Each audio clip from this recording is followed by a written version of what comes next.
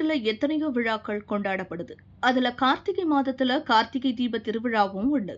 கார்த்திகை தீப திருவிழாவுல திருவண்ணாமலையில தீபம் ஏத்துறது ரொம்ப விசேஷமா பார்க்கப்படுது. இந்த தீப திருவிழாவின் வரலாறு என்ன? கார்த்திகை மாதத்தின் மிகப்பெரிய விசேஷமா திருக்கார்த்திகை தீபம் விமர்சையா ஏன் கொண்டாடப்படுது? அக்னிஸ்தலமான திருவண்ணாமலை கோயிலின் சிறப்பு அம்சம் என்னென்ன? இதை எல்லாத்தையும் தெரிஞ்சுக்க நமது ஒயிட் ஷீட் ஹிஸ்டரி சேனலை சப்ஸ்கிரைப் செஞ்சு இந்த வீடியோவை முழுசா பாருங்க. திருவண்ணாமலை பெயர் வர காரணம் என்ன? அண்ணுதல் என்றால் நெருங்குதல், அண்ணா என்றால் நெருங்க முடியாது. அதாவது திருமால் வராக அவதாரமா சிவனின் அடியையும் பிரம்மா அன்னமாக மாறி சிவனின் முடியையும் பார்க்கறதுக்காக முயன்று முடியாத நெருப்பு மலை என்பதால அண்ணாமலைன்னு பெயர் வந்துச்சு. கைலாயத்துல சிவன் இருப்பதால கைலாய மலை சிறப்பு வாய்ந்தது. ஆனா இங்க லிங்கமே மலையா இருக்கிறதால திருவண்ணாமலை மிகவும் சிறப்பு வாய்ந்ததா சொல்லப்படுது. திருவாரூர்ல பிறந்தாலே முக்தி, காஞ்சியில வாழ்ந்தாலே முக்தி, காசியில இறந்தா முக்தி, திருவண்ணாமலைய நினைச்சாலே முக்தின்னு நம் முன்னோர்கள் சொல்லுவாங்க. அந்த அளவுக்கு நினைத்தாலே முக்தி தரக்கூடிய அளவு திருவண்ணாமலை மிகவும் சிறப்பு வாய்ந்தது.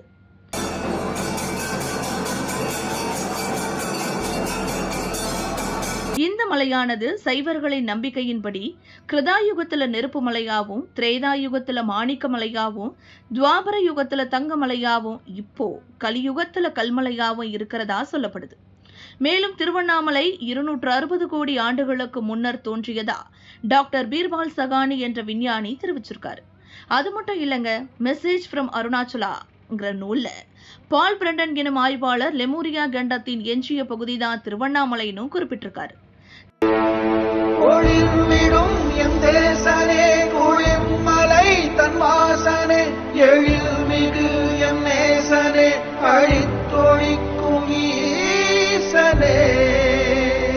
தமிழ்நாட்டுல இருக்கிற மிகப்பெரிய கோவில்கள்ல இந்த திருவண்ணாமலை அருணாச்சலேஸ்வரர் கோயிலும் ஒண்ணு. சுமார் 25 ஏக்கர் பரப்பளவுல 9 கோபுரங்களையும் 6 பிரகாரங்களையும் 142 சன்னதிகளையும் 36 மண்டபங்களையும் உள்ளடக்கிய திருக்கோவில் இது. இந்த கோயில்ல சிவகங்க தீர்த்தம், பிரம்ம தீர்த்தம்னு 2 பெரிய தீர்த்தங்கள் கோயிலுக்குள்ளேயே இருக்கு. இந்த கோவில் சோழர் காலம் தொடங்கி நாயக்கர் காலம் வர தொடர்ச்சியா பல்வேறு மன்னர்களால கட்டப்பட்டும் திருப்பணி செய்யப்பட்டும் வந்திருக்கு.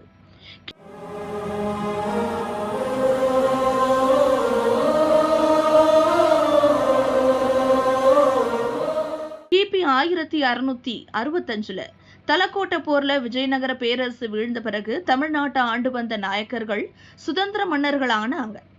அந்த காலகட்டத்தில் திருவண்ணாமலை அண்ணாமலையார் கோயில் பெருமளவு மேம்படுத்தப்பட்டு நீண்ட மதில்கள், ராஜகோபுரம், அழகு மிகுந்த சிற்பங்கள்னு உருவாக்கப்பட்டுச்சு.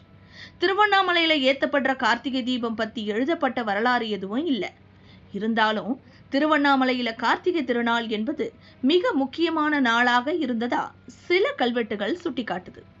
அண்ணாமலையார் கோவிலில் கிடைச்ச முதலாம் ராஜேந்திர சோழனின் 19ஆம் ஆண்டு கல்வெட்டு, அதாவது கிபி 1031 கார்த்திகை திருநாள இறைவன் திருவேட்டைக்கு எழுந்தருளுவதை பத்தி கூறுது.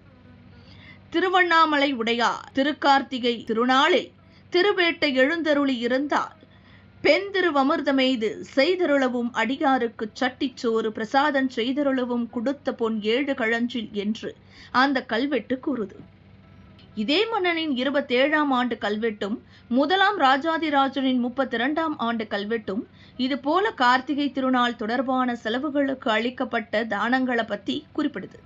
ஆனா இந்த ஊரின் மலை மீது தீபம் ஏத்தப்பட்டது பத்தி சோழர்கால கல்வெட்டுகள்ல ஏதும் இல்லைன்னு சொல்லப்படுது. இதற்கு பிறகு 1311ஆம் ஆண்டுல ஒய்சாலா மன்னரான வீர வல்லாளனின் கல்வெட்டு பஞ்சபர்வ தீப உற்சவம் பத்தி குறிப்பிடுது. இந்த விழாவுக்கு இந்த மன்னர் 10,000 பொன்கொடை வழங்கியதா இந்த கல்வெட்டுல இருக்கிறதா சொல்லப்படுது. ஸ்ரீ வீர வல்லாள தேவராச சகவர்ஷம் 1139 நலசம்வத்சரத்து மாசி மாசம் 22ஆம் தேதி செவ்வாய்க்கிழமையும் பெற்ற நாள். அருணகிரி அண்ணாமலை நாயனாருக்கும் உண்ணாமலை நாச்சியாருக்கும் அமுது படிக்கும் சாத்து படிக்கும் பஞ்சபர்வ போற்சவத்துக்கும் திருநாளுக்கும் பஞ்ச பர்வதத்துக்கும் பலபடி நிமித்தத்துக்கும் விட்ட பொன் 10,000 இப்பொன் 10,000க்கு அண்ணாமலை நாயனாருக்கும் உண்ணாமலை நாச்சியாருக்கும் அமுதுபடிக்கு நாளுக்கு சந்தி 3க்கு ஆடியருள அமுத செய்யவும் வீர வல்லாள தேவன் சந்திக்கு அமுதுபடி சாத்துப்படி வெஞ்சுனத்துக்கு என்று இந்த கல்வெட்டு கூறுது.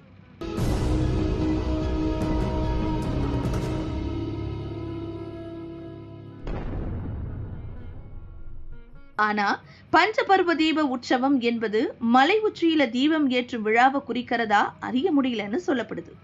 திருவண்ணாமலை கோயில்ல மைசூர் கொப்பரைன்னு ஒண்ணு இருக்கு. இந்த மிகப்பெரிய கொப்பரை, அந்த எண்ணெய் கொப்பரையில கிபி 1746 நவம்பர் 20 எழுதப்பட்ட எழுத்து குறிப்புகள் இருக்கு. இக்கொப்பரையில எழுதப்பட்ட வாசகங்கள் அருணாச்சலேஸ்வர சுவாமிக்கு கிருத்திகை தீபாராதனை நடத்துவதற்கு மைசூர் சமஸ்தானத்துல உயரமைச்சராய் இருந்த வெங்கடபதி ஐயா கொப்பரை வழங்கியதை பத்தியும், அதன் எடை 41.2 பாரன்னும், இந்த பெரிய எண்ணெய் கொப்பரை தீப திருவிழாவுக்கு பயன்படுத்தப்பட்டதுன்னும், கல்வெட்டுகளை தவிர திருவண்ணாமலையில உள்ள சில மடங்களிலும் திருவண்ணாமலையார் கோவிலில் கிடைக்கும் செப்பேடுகளில் கார்த்திகை தீப திருவிழா குறித்த குறிப்புகளும் மலை மேல தீபம் ஏற்றப்பட்டது பத்தின குறிப்புகளும் இருக்கு.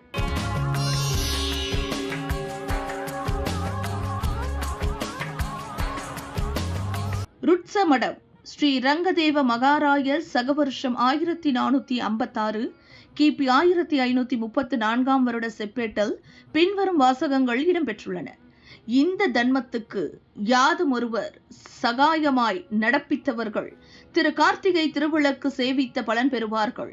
அதாவது ஒரு குறிப்பிட்ட பூஜைக்கு சகாயம் செய்தவர்கள் கார்த்திகை திருவிளக்கு சேவித்த பலன் பெறுவார்கள் என கூறப்பட்டிருக்கு. அதே போல திருவண்ணாமலை பெரிய தெருவில் உள்ள 24 மனை தெலுங்கு செட்டியார் தலைவரிடம் கிடைத்த 17ஆம் நூற்றாண்டைச் சேர்ந்த செப்பேட்டுல மனப்பூர்வமாவு அருணாச்சலம் என்றும் நினைக்க முக்தி தருவோம் என்ற அபயாஸ்தம் காட்டிய திருக்கார்த்திகை தீபாராதனையில் தரிசனம் பண்ணின என்று குறிப்பிடப்படுது. அதாவது இந்த செப்பேட்டில் திருவண்ணாமலையின் பெருமைகள் கூறப்பட்டிருக்கு. அவற்றில அருணாச்சலம் என்னும் நினைக்க முக்தி தரும் ஸ்தலம், அபயாஸ்தம் காட்டிய திருக்கார்த்திகை என்று இதற்கு அர்த்தமா. அதே போல திருவண்ணாமலை திருக்கோவிலில் கிடைத்த 1788ஆம் ஆண்டு செப்பேடும் 1816ஆம் ஆண்டைச் சேர்ந்த தெலுங்கு செப்பேடும் இந்த கோவிலின் கார்த்திகை திருவிழாவை பத்தி கூறுது. கல்வெட்டு ஆதாரங்கள், செப்பேடு செய்திகள் ஆகியவற்றை வச்சு கார்த்திகை திருவிழா சோழர் காலத்திலிருந்து கொண்டாடப்பட்டிருக்கலாமனும், மலை மேல தீபம் ஏற்றும் நடைமுறை பிற்காலத்துல ஏற்பட்டிருக்கலாமனும், தமிழ்நாட்டை பொறுத்தவரை கார்த்திகையொட்டி மலைகளின் மீது தீபம் ஏற்றுவது நீண்டகால வழக்கமாயிருப்பதை சுட்டிக்காட்டுது. மதுரையில பெருமாள் மலை, அரிட்டாப்பட்டி, கீழக்குயில்குடி, திருப்பரங்குன்றம் போன்ற இடங்கள்ல தீபம் ஏற்றப்படுது.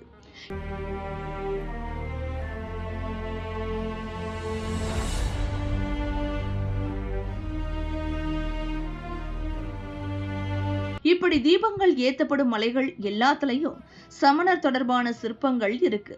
ஆனா இந்த தீபத்தையும் கீழே உள்ள சிற்பங்களையும் தொடர்பு படுத்தும் வகையிலான கதைகள் ஏதும் மக்களிடம் இல்லை. ஆனா திருவண்ணாமலையை பொறுத்தவரை மலைக்கு கீழே சமண அடையாளம் ஏதும் இல்லை. சிவ புராணம் சார்ந்த கதையே இங்கு சொல்லப்படுது. சைவ சமய நம்பிக்கைகளின்படி பஞ்சபூத ஸ்தலங்களில் திருவண்ணாமலை அக்னிஸ்தலமாக கருதப்படுது. இந்த அக்னித்தலமான திருவண்ணாமலையில கார்த்திகை தீப திருவிழா கிட்டத்தட்ட 10 நாட்களுக்கு கொண்டாடப்படும். வருஷா வருஷம் தமிழகத்தோட பல மாவட்டங்கள்ல இருந்து பக்தர்கள் இந்த திருவிழாவில பங்கேற்பாங்க. இந்த வருஷம் டிசம்பர் 13ஆம் தேதி கார்த்திகை தீபம் வருது. அன்னைக்கு காலையில 4 மணிக்கு அண்ணாமலையார் சன்னதியில பரணி தீபமும், மாலையில 6 மணிக்கு 2668 அடி உயரமுள்ள மலையின் உச்சியில மகா தீபமும் ஏற்றப்படுது. 5 அடி உயரமும் 250 கிலோ எடையும் கொண்ட கொப்பரையில 3500 லிட்டர் நெய் ஊத்தி 1000 மீட்டர் காடா துணியால் ஆன திரிய கொண்டு இந்த மகாதீபம் ஏற்றப்படும். இந்த மகாதீபம் தொடர்ந்து 11 நாட்கள் எரியுமா. இதுதான் கார்த்திகை தீபத்தோட முழு வரலாறு. இப்ப தெரிஞ்சுக்கிட்டீங்களா? அனைவருக்கும் இனிய கார்த்திகை தீப திருநாள் நல்வாழ்த்துக்கள். ஒளிர்விடும் எம் தேசனே, குளிர்மலை தன் வாசனே, எழி